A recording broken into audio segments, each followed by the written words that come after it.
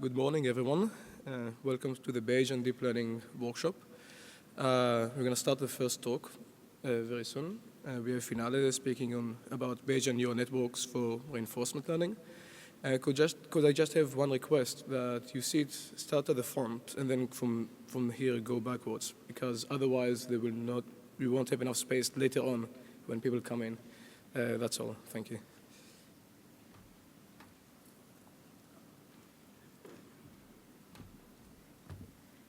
Hi, good morning, everyone. It's great to see such a crowd so early on the last day of the workshops. So I'm very excited to be here. So today I'm going to be talking about Bayesian neural networks applied to reinforcement learning. And I'm going to start out with the caveat that I'm mostly an RL person discovering how awesome Bayesian neural networks are. So I'm really coming as a bit of an outsider to this community, and I'm just very excited about the promise that these tools have and these models have for RL. Yes. Into the microphone more. Sure. So we're probably all familiar with this, but here is the basic reinforcement learning paradigm. We have an agent, we have the world. The agent sends actions to the world and receives back observations and rewards. And our goal is to maximize our long-term rewards.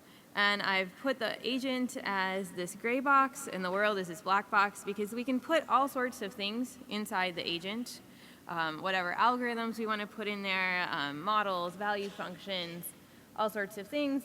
The world is outside of our control. So we really cannot make any assumptions about the world. We may have a model for the world, but there's nothing that we can do with it. So the question in RL is, what do we put in that agent box so that we can optimize rewards? So one instantiation of this problem is in model-based control. So when I say model-based, we're going to actually try to create a model of the world. It's not the world, but we're going to try to model the world.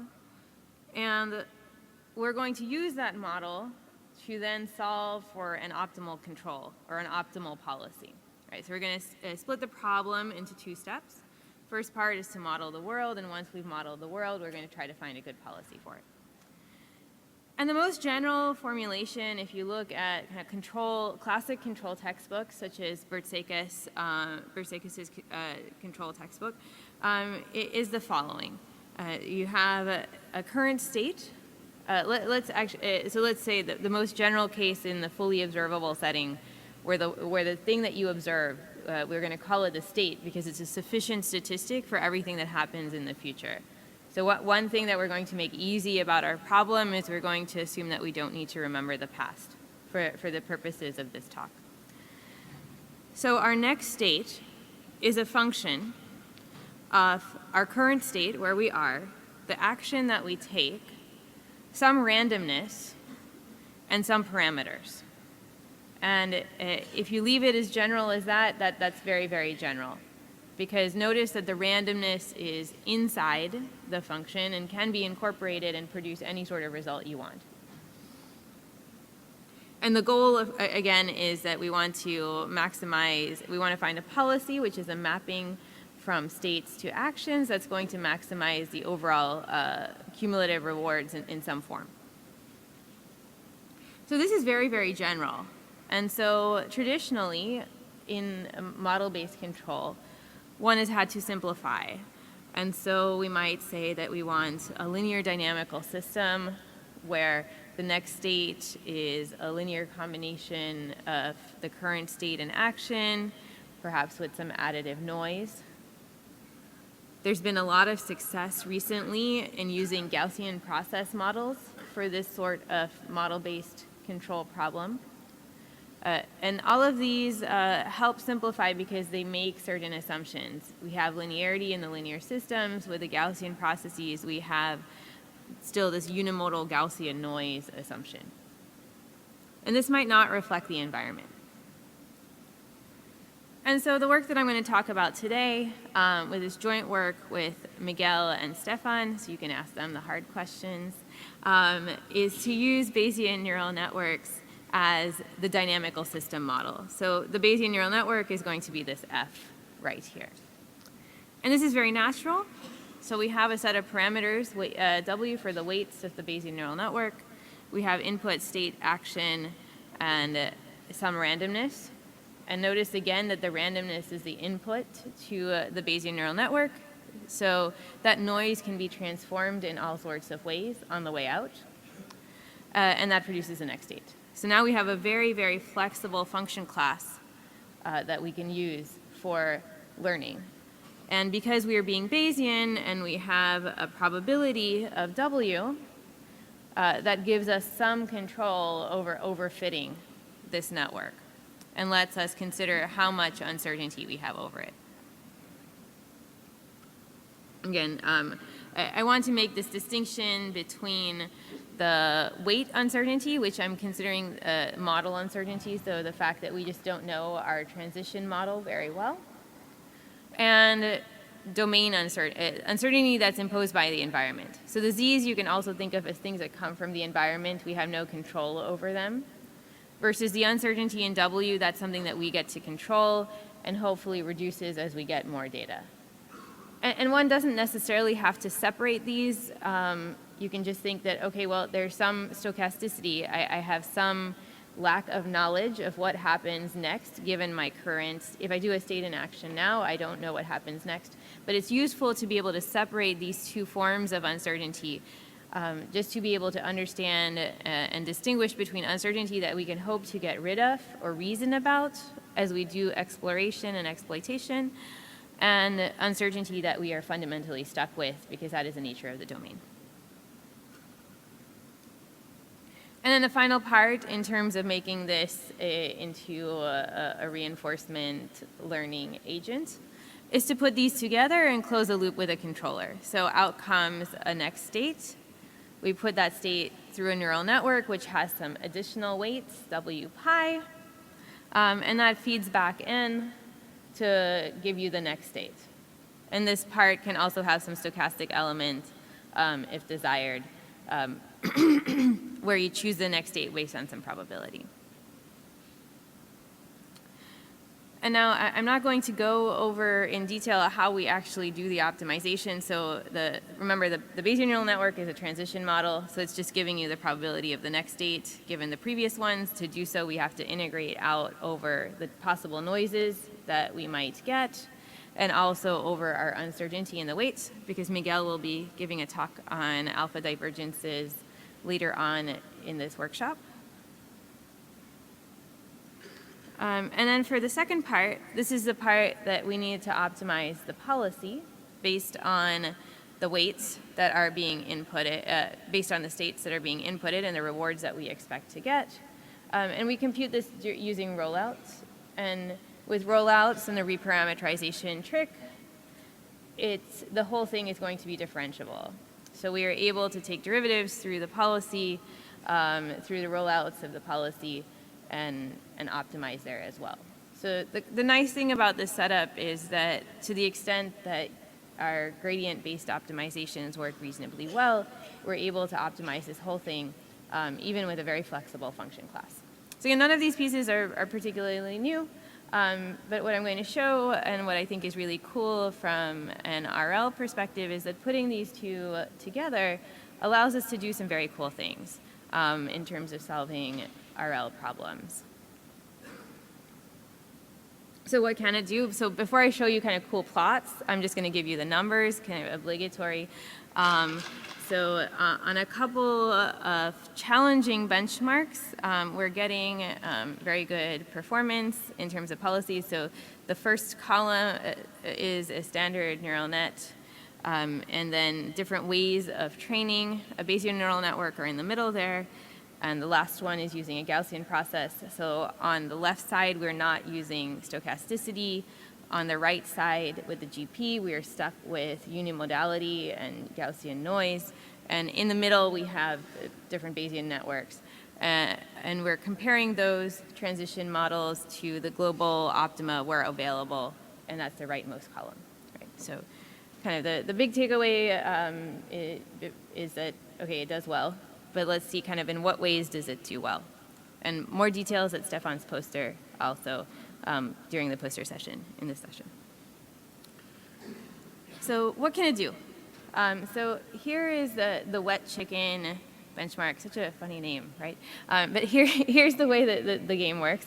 You're paddling down a river with a waterfall, and you want to be kind of as close as possible to this point before you fall off the waterfall. And it's a complicated river, so the river flow is going down. That's one thing that's challenging. But also, in terms of having heteroscedastic noise, there is more turbulence toward the edges of the river. And so if you're in those regions, it's harder to control, right? So everyone get the main idea of how this benchmark works. Yes.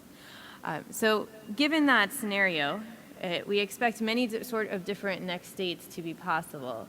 And that's what we are able to model using a Bayesian neural network solved with various alpha divergences. I think the most useful one to look at first, let's see if we look at, kind of.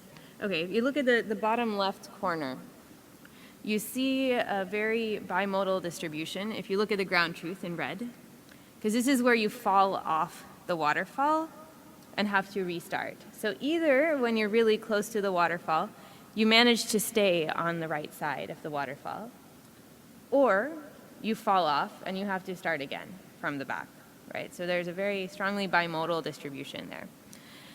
And you see that a GP transition function can't model that sort of bimodality. We also have different forms of noise depending on where you are in the river. So if the first parameter here is the x. So if you notice that as the state changes, that there are certain places where you have wider and less wide noise, right? And so the Bayesian neural network is able to model all of these different scenarios flexibly and accurately. And to our knowledge, this is the first solution or first model-based approach that is able to solve this problem. This very model-free approaches have been used to solve this problem for a long time. But solving it with models is hard because there is, again, this heteroscedasticity due to the current, and also this bimodality because once you fall off, you have to start back at the beginning. So this is just a toy, in some senses a toy example, but really highlights how Bayesian neural networks can address very complex, sophisticated and flexible transition distributions, and that's very helpful. And just to show you a picture of the sort of policies that we get out, so here the top line is the cliff, and the different arrows show the policy at different points in the river. So in general, if you use no matter how you train or whatever problem you use, you're getting, if you're really close to the cliff or the waterfall, you should be moving backwards. And if you're not close to the waterfall, you should be moving forwards. Right? So that part kind of makes sense from all of the models. But what you notice is that the Bayesian neural network trained with alpha divergences, which helps us not get stuck in particular local modes and average across. So that's the middle one. And again, that's in detail that Miguel will be talking about.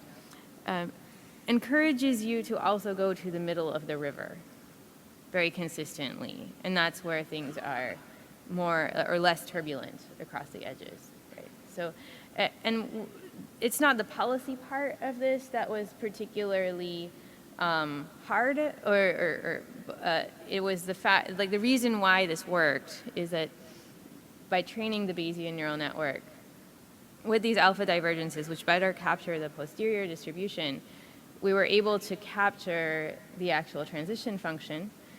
And once we had the actual transition function, again, the choice of policy becomes clear. So that was very exciting.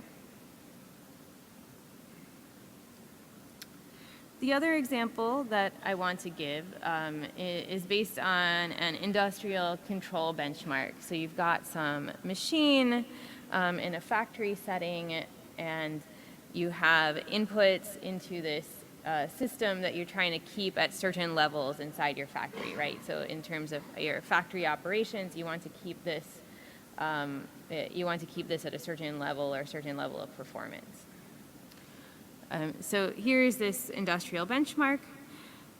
And across the top and the bottom horizontally, we see different traces for different runs in different settings.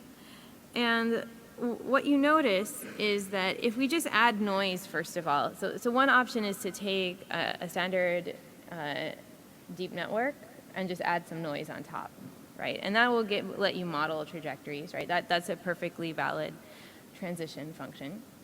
And so if we do that, the noise is going to be centered around the mean. So the blue line here is the mean. And you notice that the light blue, which are other sample trajectories, are around the mean trajectory, right? And it may do well in situations where there isn't, say, significant bimodality. It may still have trouble figuring out how much noise there might be, because in certain situations you end up with lots of like outlier-like scenarios. But if it might capture things well if it has large noise, and it might not if you have a type of performance that isn't just like a simple deviation from the mean. And if we look at the Bayesian neural network approach, we see, again, at the bottom, it does, again, fine for this scenario where the variation does basically lie around the mean. So you look at the red, that's the true trajectory, or true one trajectory sample. But on the top, you see that those were also able to put mass for these completely different scenarios, right? So here we had like a bifurcation, right, where the process could either do one thing and stay kind of close to the bottom, or it could go across the top. And again, having these more flexible transition distributions allows us to model the fact that there could be this sort of bifurcation or phase transition, which happens, again, in industrial settings, in physical settings. And at least we've put mass there. So when we're considering the future, we might not have put a lot of mass there, but we are able to integrate over that when we're doing our rollouts and computing our expectations. So this is just showing how we can do well on a very challenging set of problems that I think has not completely eluded us in the past, but definitely is a domain where it has been hard to apply things like traditional model-based control, which, by the way, like, why would you want model-based control? It allows you to hallucinate all sorts of things and reason about your uncertainty. And so this is a very useful type of paradigm, but it has been hard to apply in the past. So I'm very excited about what deep Bayesian models can do for these sorts of reinforcement learning problems. So I want to move on and spend the rest of the talk talking about what I think are some really interesting future directions. So as I said, for me, I'm not necessarily steeped in the deep Bayes community, but I'm very excited seeing this work through this collaboration about what's possible with these models. And here are a few additional questions that I think are very interesting to consider. These are standard RL questions to some extent. And the question really is, how do we adapt our priors and our models and our inference to perhaps be able to address these now with this class of really awesome, flexible models? So the first one that I'm going to bring up is how do we incorporate additional information during our training time? And so very common sorts of constraints that come up in the reinforcement learning domain are constraints such as infeasible operating regimes, or you may also know some monotonicity constraints. You might know that if I increase this thing over here, then I expect this other thing to go down. I don't know how much it'll go down, but at least it should go down. And I think these are probably relatively straightforward to incorporate into our current inference algorithms. Maybe what's more challenging are policy-related constraints.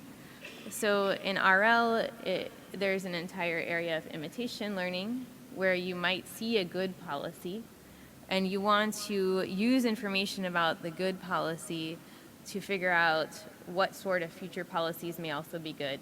And the challenge is going from policy space into model space.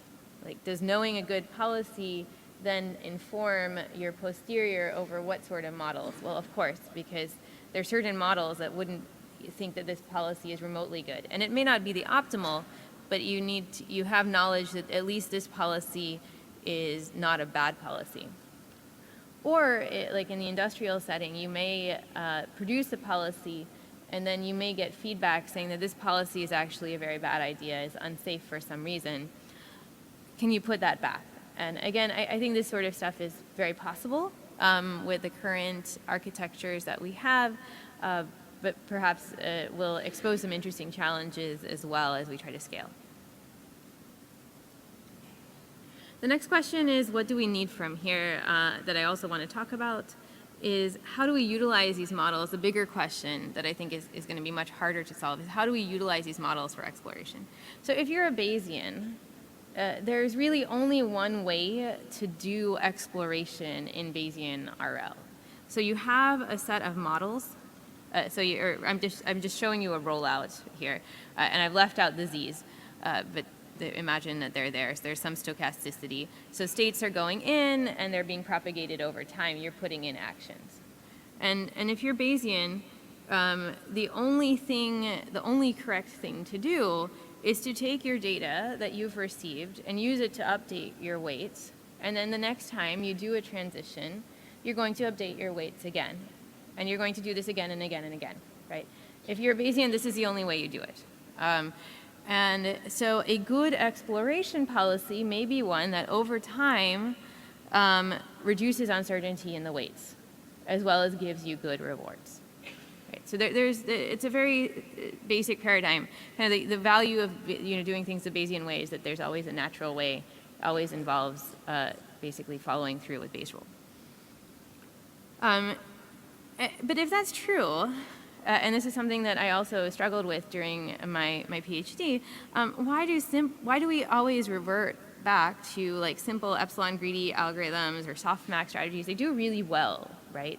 And we don't see a lot of papers trying to do this full-out Bayesian thing. And when you do the full-out Bayesian thing, often in these sort of settings, it doesn't actually do that much better. Right? So why does that happen? Well, I'm going to claim that it's not the Bayesian paradigm that's wrong, but the fact that to date our priors over transition models have been rather limited. And let me give you a more nuanced view. So first of all, maybe one reason why these epsilon greedy and softmax approaches work really well is that the system is just learnable on the go, right? That if you're trying to figure out whether how quickly the brakes will slow down your car, then all you really need to do is tap the brakes and the first time you need to brake, or maybe a little bit before you need to brake. And kind of in the process of braking, you'll figure out the properties of the brake, right? You don't often need to do an explicit exploration move to reduce model uncertainty because the system already teaches you. If you want to know like how your car is again going to maneuver, kind of once you do you get a rental car, you do a little bit of moving around the parking just to get out of the parking lot, and you kind of figured out some of your basic characteristics already, just in the process of acting. So maybe that might be the case. But I'm going to say that there are other situations where our priors are actually preventing us from learning quickly.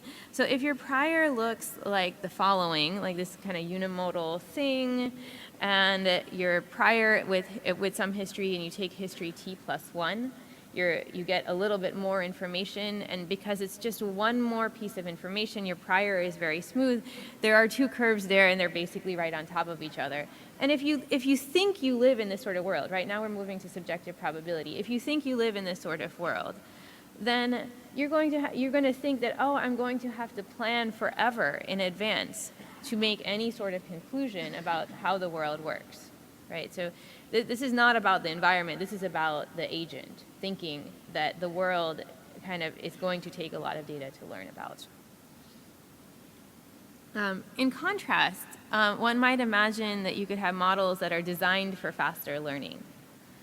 And in this case, we might, for example, have a prior toward near determinism in certain situations. And this is why I'm really excited about work actually using discrete deep Bayesian models or discreteness. Because here, if I'm trying to understand like how this table works, like can I move my fingers through the table, I think that most environments I can either move my fingers through them or I can't. And maybe I don't know like whether I can move my finger through the table, but I have to only try it once, maybe twice. And then I'm like, okay, I bet this is something that I cannot put my finger through, right? And so that's a prior belief that caused me not to have to do that a zillion times. And what I'm really excited about with our much more sophisticated model classes is that perhaps there's an opportunity to really truly address this question so we can get closer to more sample efficient reinforcement learning with agents. So basically, yes, so we need priors that are optimized for sample efficient learning. So just to finish up, I'm very excited about the opportunities that Bayesian neural networks and more generally deep Bayesian models offer for certain classes of control problems for sure, and reinforcement learning more generally. And I think there's some very important questions that our more flexible model classes may finally allow us to address when it comes to Bayesian RL. Thank you.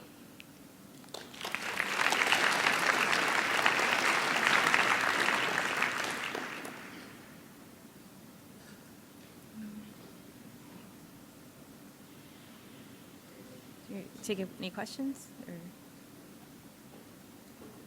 Let's see.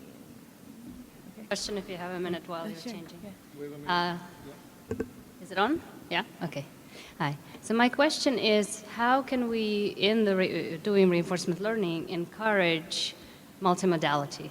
So I really liked your example of, we have these simple priors. What if we have more complicated priors? Like, for example, in simulation, we can, for robotics, discover various policies that could help us, but in the real world, we don't know which of the policies would actually be useful, but in simulation, we can experiment with a few of them. But I don't know currently how, in the reinforcement learning framework, like which models or which learning algorithms would encourage exploring multimodal policies. So I think it's less about the algorithm and more about the prior. So an algorithm, so you're kind of, if you do your rollouts in your kind of standard way, the rollouts will discover there's value in taking an action that provides information if the length of rollout you need is long enough with respect to the information you're getting. Because every time you do a rollout, you take an action, you're getting information that's changing your posterior over model classes. The issue is that if each bit of information that you get in the like in each step of the rollout is so small that you never see the value of taking the action, that's where you run into trouble. So with POMDPs, this is the name of the game, right? Because POMDPs have a strong information gathering element. It's built into the Bayesian framework. But those steps are usually a lot shorter. And I would argue that it may be the case that there are some problems that just need really long depths, but if you have a prior that says that I think things are likely to be either or, then you will more quickly be able to snap to an appropriate thing. Sorry.